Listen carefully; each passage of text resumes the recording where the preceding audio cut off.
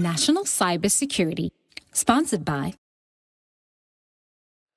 Welcome to National Cybersecurity University, the only university in the world where cybercrime meets entrepreneurship. So our courses are designed by ex-hackers, former military officers, law enforcement officers, private investigators, and retired FBI agents. Our courses are not just for other security experts or computer gurus, but we have designed each course to be understood and taken by the layman who may not know anything about computers or cybersecurity.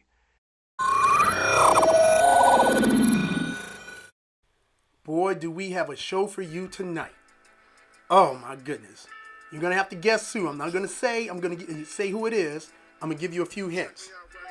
But before we even go that far, most of you guys know I, Gregory Evans of National Cybersecurity Ventures, along with all my partners and investors, we own hackerforhire.com. It's the oldest and the first website for Hacker for Hire services. And one of the biggest requests we get is from people who want to install spyware or malware on their spouses' cell phones or computers, on their boyfriend or girlfriend's computers, or on their office computers. That's right, their office computers. They know they're about to be fired or they're going to quit, and they want to know what's still happening at the office once they leave, so they can steal clientele records, database lists, start their own company, or sell that information to their competitors. A lot of people in relationships, they know their relationship is about to break up. They want to find out what their spouse is going to be doing once they do break up, because one party really doesn't want to break up. So they want to spy on, we already got calls coming in. They want to spy on their spouses and what they're saying to the divorce attorneys or to their new boyfriend or girlfriend, or just to get access to their social media accounts.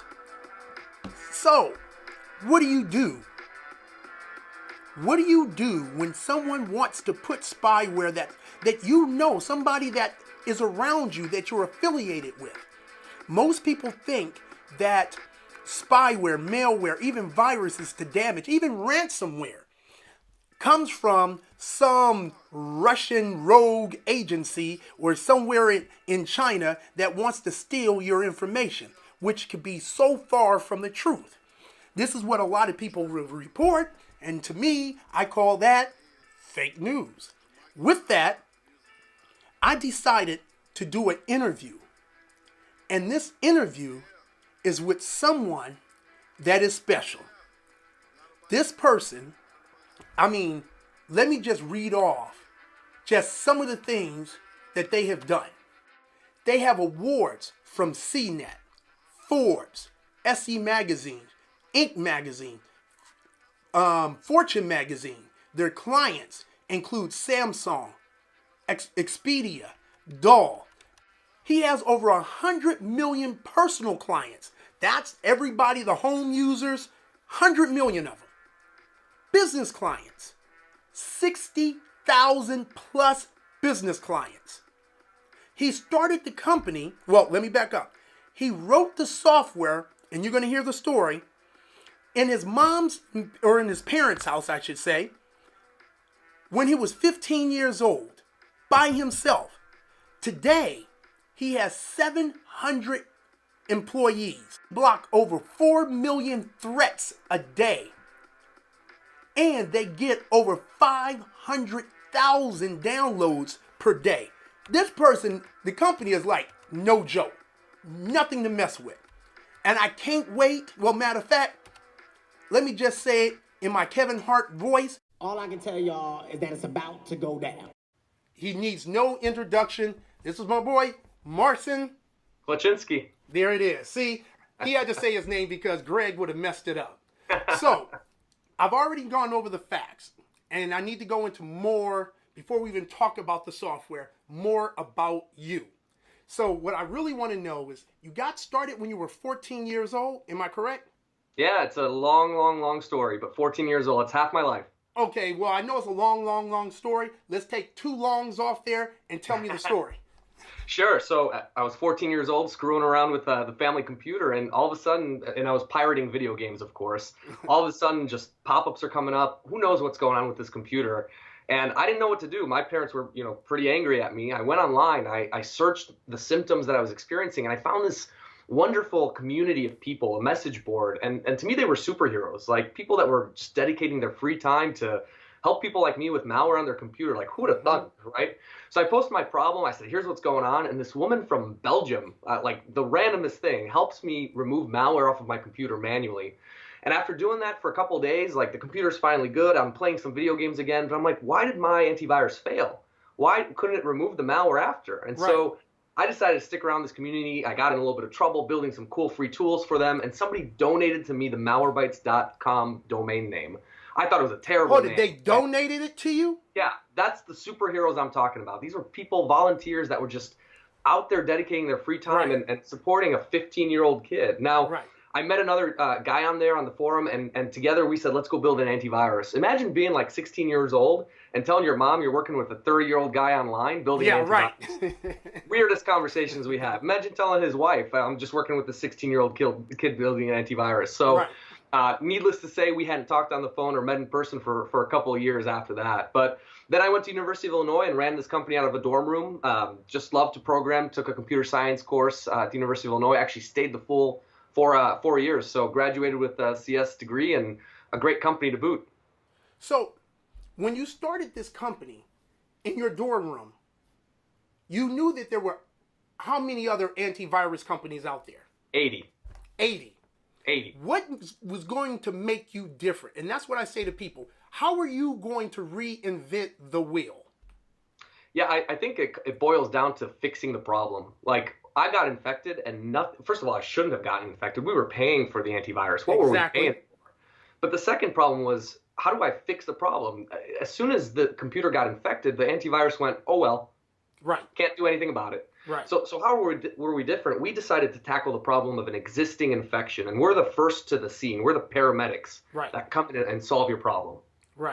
So did you have the antivirus that came on the computer? You know, like most antivirus come on the computer. When you buy the computer, it comes on it, but it's a limited subscription.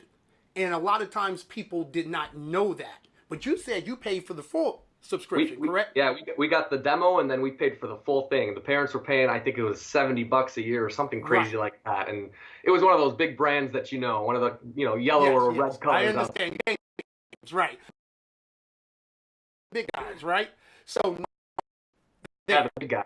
So that was in, what was that, 2014 or 2006? Yeah. So got infected in 2005. I was playing around with stuff over the next couple of years, and we launched Malwarebytes in 2008. So 3 years later, you launched Malwarebytes. Yep. After just a lot of R&D and playing around and seeing what's out there, and we were crazy. 80 competitors. Who does that, right? Right. And there was so many of them out there.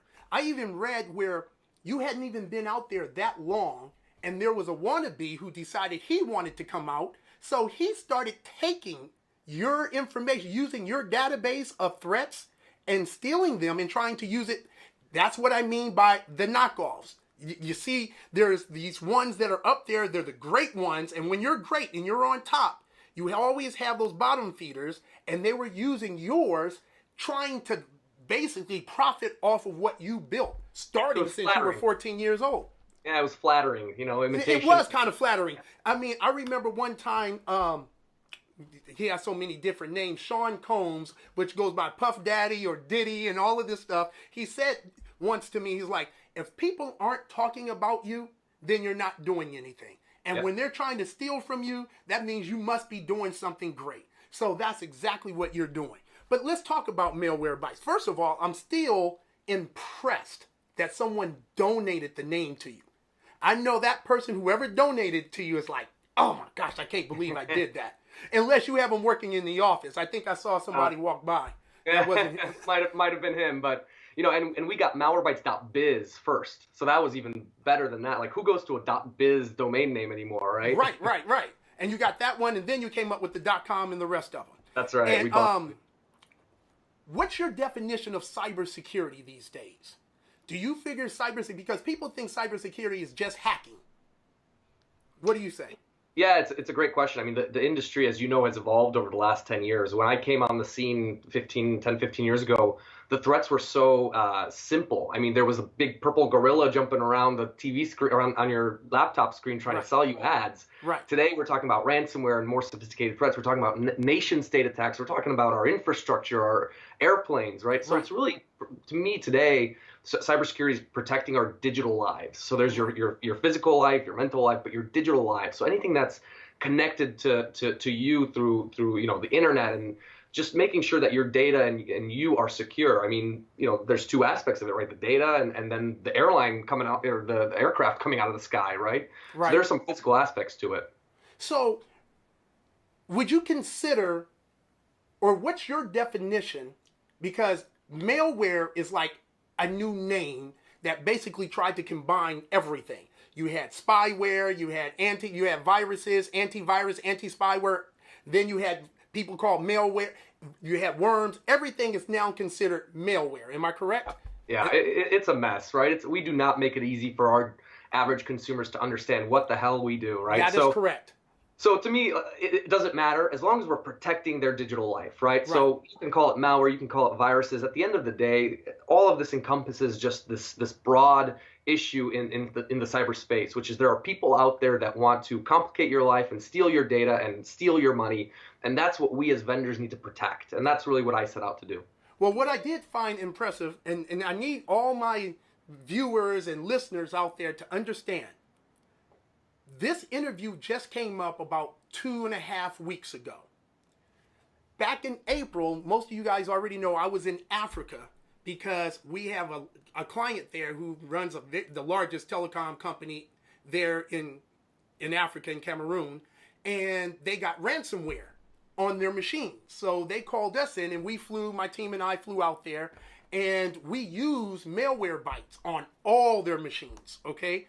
And it was funny because they were like, well, our other guys were using, your competitors, and I could say their names, but they were Semantics and some of the others. And I was like, well, they still got ransomware on your machines.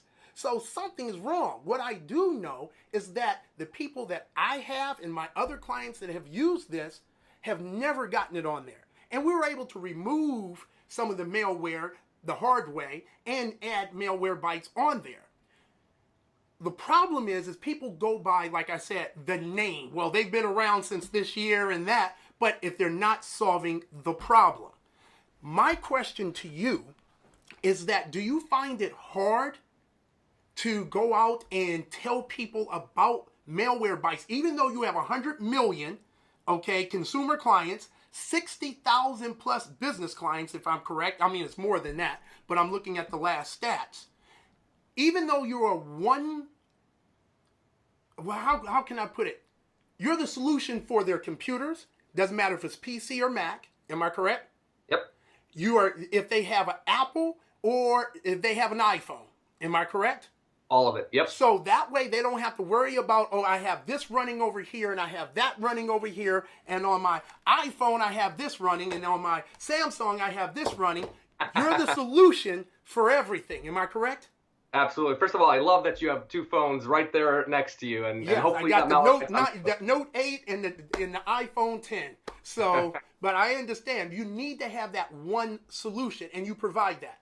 Yeah, we do, and you're absolutely right. The big names in the space. I mean, the thing I see with them is it's just lack of investment into the future. They want to protect their revenue today, and that's not how the world works. We are thinking about the threats that are 2, 3, 5 years down the road, and they're thinking about today and their shareholders. And so I think there's something about being an agile small company and being able to protect consumers and businesses. So, give me some common threats that you've seen. Like ransomware has become very big. Does malware bites do anything with when your files have been encrypted, or what does it do when it comes to ransomware? Talk to me. Yeah, love the question. With ransomware, it's a bit of a sticky situation because it's using military-grade encryption, and trying to roll that back and decrypt your files and give them back to you is very, very difficult. So we don't like to be the paramedics in that case. We like to be, the people that prevent you, give you the vaccine, give you the protective assets. So we love to actually monitor the computer, and as things are happening, we define whether it's ransomware or not. So that's what we do, protect you. We have an anti-ransomware. You asked about some other threats. As you know, ransomware was so popular last year, but this year it's been pretty thematic around cryptocurrency and cryptojacking. So what does that actually mean? Well, using your hardware to actually mine Bitcoin and other cryptocurrencies without you even knowing. So either getting something on your computer or you visiting a website and actually it's done in the browser. Right. So imagine you have this laptop that you think you're going to keep for 10 years, but you visit this website and it just starts burning your hard drive, your CPU, your RAM out, and it's worthless after a couple of years because of that threat out there. So we're really seeing a lot of that, and even some websites that want to make some more money, they just put crypto jacking onto their website. So does Malwarebytes monitor or scan browsers as well? All of the above. So we're looking at behavior. You're connected to a website that we deem to be malicious. We will block that from ever happening. We see an agent on your computer using a lot of CPU. We're going to block that or rip it out or not even let it start in the first place. So we're trying to protect the whole experience, whether it's the operating system, all of the apps that you use. Microsoft Office, for example, is incredibly vulnerable. If somebody sends you an Excel spreadsheet or a PowerPoint and it's from somebody you don't know, don't open it. It's very likely that they've embedded some bad code in there, and that's the stuff we protect against, but still don't open it. Right. And when it came to, what is it? There was not just the PDFs and the browsers, Yeah. people, which I still don't understand why people are still doing that, but emails. What happens with scanning emails? We get so many, even us as a security company, Right? and maybe more likely us, we get so many emails with a PDF attachment that says, here's your invoice, you need to pay this, or here's my resume, why don't you take a look at it? And inside is little nuggets that are going to infect your computer and monetize your computer. So again, just be careful opening emails. We will protect if that starts happening. We don't read your emails or anything like that, but if you open a PDF or some other document in your browser or in your email, whatever it decides to do, that's what a good security company looks at, is protecting you from those kinds of threats. Do you allow, or do you have an email address or a website that allows people to submit those phishing emails or files that they think may be a virus, like consumers or businesses, and say, we found this or this suspicious email came in, I want to submit it to you so you can add it to maybe your database or something? Yeah, you bring up a very good point, which is just collaborating with our constituents. They are on the front lines. Exactly. Our users are the ones that are impacted by these threats, and so a constant feedback loop where we can get this information. There's actually we have a message board where you can submit samples. We have on our website an email address as well. And not only do we work with our business users and our consumers, we also work with other security companies. And Google and so on, just collecting all of this telemetry and information, because there's so much out there that helps drive. We use a lot of artificial intelligence to train our models to detect malware. Well, to feed that beast, you need a lot of data. You need a lot of bad files and bad emails and bad junk to process through that, right? So are you saying that when not just yours, but all of these antivirus companies out there, malware companies out there who try to fight the threats, it's all about behavior, isn't it? Isn't it? I mean, like, if I write a virus right now and I release it, you don't have the threat because I just wrote this, okay? So no one knows about it yet. How do you find out about it and then come up with a way to counteract my virus? Yeah, you again bring up a really great point, which is a 0-day threat, which means when a criminal picks up his or her keyboard and starts writing the malware, if we can already be detecting it, that is 0-day detection. And that is what we're really, really good at and strive for. The way to get around signatures are the old way of detecting malware, which is basically taking a piece of malware and fingerprinting it and then sending that fingerprint out to all of the computers worldwide and saying, if you see this, block it, right? It's like sending a picture of the criminal and saying, here's what he or she looks like. And that doesn't work because they've already gotten away with crime. Right. So we're looking for, like you said, behaviors, but we're also looking at external data around a file or an email or an attachment. So we don't necessarily want it to run on the computer. We can maybe determine if it's malicious one step before that. So before you even double click on the file, maybe we have enough information to just say, that's bad, we're not going to let it run. But there's often times where we do have to let it run and see, okay, it's trying to encrypt your pictures. We're not going to let that happen. Roll back the changes, block the file, and tell the user what we did. So you really monitor in real time every file running on the computer and look at what it's actually doing. Yeah. Am I correct? And that is absolutely correct. And if we've talked about some of the big boys in the space, they do similar things, but think about the performance issues. Why do most people get frustrated with their antivirus? Oh my goodness, it's slowing down my computer. I can't do anything with this thing running. And so when we came on the scene, we really focused on performance. So like, let's give the best detection and efficacy we can provide, but let's not sacrifice computer speed. You want the most performant computer. We're going to help you provide. Right. And a lot of them they memory hogs. So you want to know why something's not running, and you're like, well, I don't have anything loaded up but this one program. But then if you go and look at your memory, your status, and you'll see that, your antivirus or whatever it may be is eating up a lot of the memory. Almost worse than the virus itself. Yes. And you always hear your hard drive always moving. So It's like, hold up, why is my hard drive making noise? I'm not doing anything on the computer. So you hear that in the background, and that's running. What do you think consumers should do if they have been targets of a cybercrime? Well, I think there's, it really all depends on what happened, right? And specifically, if one thing that we've seen is tech support scammers or just scammers in general trying to take your credit card. And I mean, the first thing I would do is just protect my financial assets, make sure my bank account's good, make sure my credit report looks good, because at the end of the day, these things are financially motivated.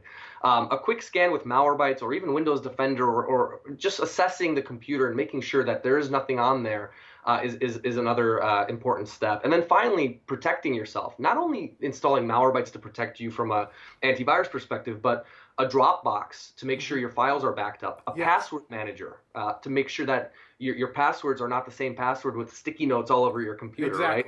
It's important that you use random credentials. Look at all the breaches we've seen. They were stolen credentials. I mean, some simple basic hygiene that I think our consumers, and then finally, making sure you always have the latest updates. If your iPhone wants an update, update it. If your Windows 10 wants an update or your Note 8 wants an update, update it. Because they're more times than not, as you know, they're fixing security vulnerabilities. So if a person has Dropbox or Google Drive, whatever it may be, right, and they're using the cloud, do you scan the files on the computer and the cloud or just the computers? Because if the file, that's the virus, goes up to the cloud, right? You scan it on the computer and find it and get rid of it. What happens when the person then takes it down from the cloud again? Yeah, that's a great question. So we do scan it on the local side, so not in the cloud. And our job is to prevent it from ever going into the cloud. At the same time, a lot of these cloud providers are assessing those files as well and making sure they're not infected, so they don't go back down to your local computer. So it's a mutual. Hopefully they're using Malwarebytes on their end. Some of them are, but yeah, I think it's and the luxury they have is it's all done in the cloud, so they can scan it against multiple engines, not just Malwarebytes, and make sure that really, that it's not malicious. So I think there's a symbiotic relationship, but in any event, I think you need both, again, a cloud provider, make sure your files are safe and secure. And more times than not, they version them. So if one got infected internally, the file itself, there may be a version backwards that wasn't infected, still saved in Dropbox. So you can pull it and be healthy again. Okay. All right. Is there anything you would like to add? No, I think, again, back to the basic principles of security, which is, run a good antivirus and assess as often as you can. Keep your files backed up with a Dropbox. Patch your machine. Make sure you're installing the latest security updates, and use a password manager. And stop putting the little sticky notes all over your computer with, dog123 as your password. Hold it. I want to make sure. I must have missed that when you were saying it before. Use a password manager. You believe in the programs that are like password managers that say put your information. You believe in those? I do. I saw my mother herself write down all of her passwords on a Post-it note, and just start taping them to the computer. First of all, that's ineffective. You have one master password for your password repository. It stores all random passwords so that if a website gets hacked, that's not your fault. But if a website gets hacked, your password for everything else isn't in the open. And you've seen it in the news how many breaches have happened in the last couple of years. Your passwords are all out there. So if you use the same password everywhere, it's more likely than not the email address and the password will work. So those criminals have that already. But how So about if using your computer gets stolen? Let's say it's a laptop. You have your password manager on there. How do you access your passwords? A lot of them are actually stored in the cloud as well, as very deeply encrypted. A lot of military-grade security around that, but it is a serious consideration that, and just another reason to keep a password on your computer or fingerprint technology. The latest MacBook ships with a fingerprint scanner. Yes. The computer I'm on right now has a fingerprint scanner. The biomedical pieces of it are very fascinating. That you don't necessarily need a password anymore. You need something unique that's on your body, which is a little bizarre, I guess. But what password manager do you use? We've gone through a couple at the company, me as individually as well. I think they're all great. We've used LastPass, we've used 1Password, so I think both would be highly recommended by me. Okay, and now you also scan those as well. So if somebody just downloaded a password manager, it says, oh, free password manager off the internet, right? So this could be a Trojan. So they download it and you enter all your passwords for everything inside there. You're still scanning that. Am I correct? We're making sure you're not putting your passwords into something dangerous. So exactly. We won't let any code run on your CPU that's malicious. Yes, and that's because it could just been a Trojan that does it. So yeah, that was great advice. And lastly, have you ever heard, and I know this is not on your end or any other company's end, because I have this thing with federal law enforcement. We go back and forth all the time.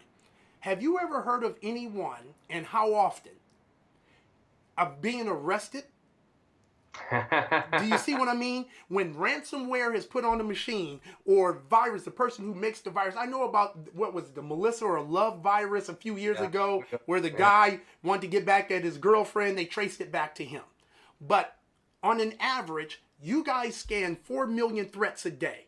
You've scanned over 5 billion so far. Out of that 5 billion different threats out there, how many have you ever heard of led to an arrest? I would claim it's in the less than 1%. So these adversaries are very good at remaining anonymous and using burner laptops, VPN connections, moving around the globe. I mean, it is impossible to track some of these criminals down. And it's akin to arms trading, drugs, etc. I mean, it's even more impossible because there's not an exchange of goods in public. It's all done on the dark web. So it is impossible, and I think it's less than 1%. Yes, and that's the number that I've come up with as well too. So even when it comes to actual computer hacks, but when you see these threats that you guys scan every single day, this is major because you're getting rid of a lot of those threats that people would, if it wasn't for companies like yours, we would be, as consumers or even businesses, we would be in trouble. Yeah, So it's the wild, wild west. Yeah, it's the wild, wild west. That's what WWW stands for. So it really is. So, and you guys are the new sheriff. So, that's right. All right. Well, I really enjoyed this interview. Likewise. And Thank I'm putting up your company information, social media websites, and how people can contact you. And I know about the free version you guys have, so they can try it out. Am I correct? We'll fix your computer for free. Think about that. It's only if you want to be protected going forward will we charge you anything. Wow, really?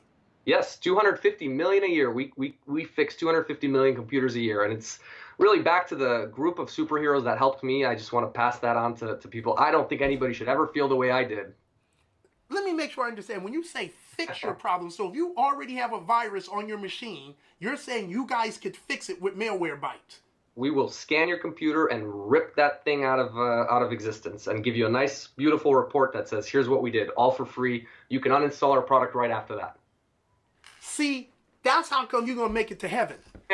See, that's a blessing right there.